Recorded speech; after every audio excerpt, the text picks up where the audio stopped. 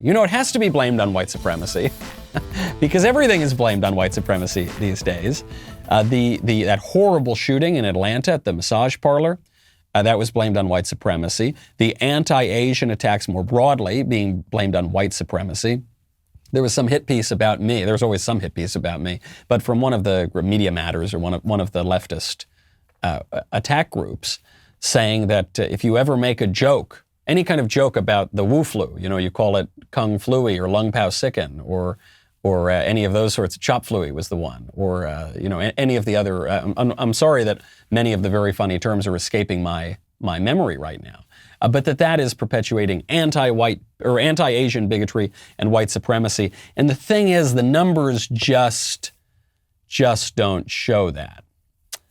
Ryan Jerdusky has a great piece on this in the Washington Examiner. According to the Justice Department, 27.5% of all violent crimes against Asian Americans in 2018 were committed not by white people. They were committed by black people. Over 50,000 incidents in a single year, and disproportionate to the percentage of black people in the country. White criminals and Asian criminals each accounted for 24.1% of all attacks on Asians that year. So therefore, Asian attackers and white attackers are underrepresented in violent crime relative to their proportion of the population. In 2019, Asians made up 6.2% of the population, but committed just 1% of the violent crime. And white people, 62% of the population, but commit 50% of violent crime. So it's not to say that there's any one group is committing all the violent crime against Asians. But when you're talking specifically about this issue of anti-Asian crime, it is very clear.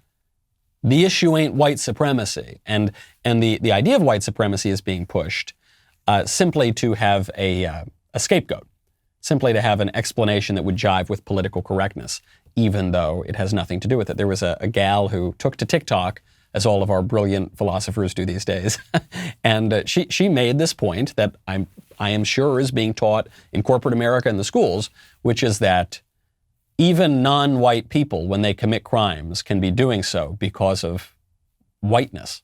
Just a reminder that whiteness can still be the culprit, even if a hate crime is committed by another minority.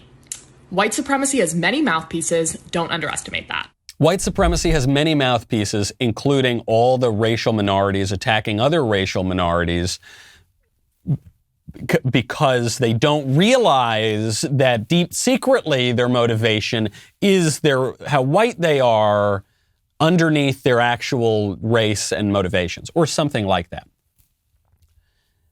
Doesn't make a whole lot of sense, but it's just the end of argument, right?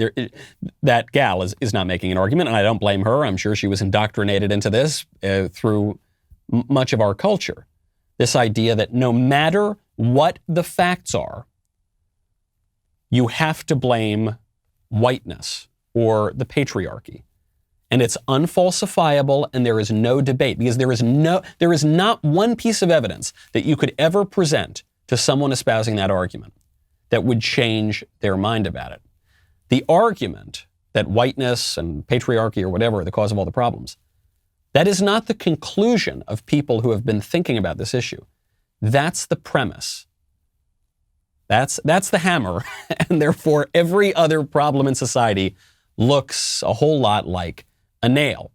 If you enjoyed that video, be sure to hit the subscribe button so everyone wading through the wasteland of YouTube knows that we have got the absolute top content out there.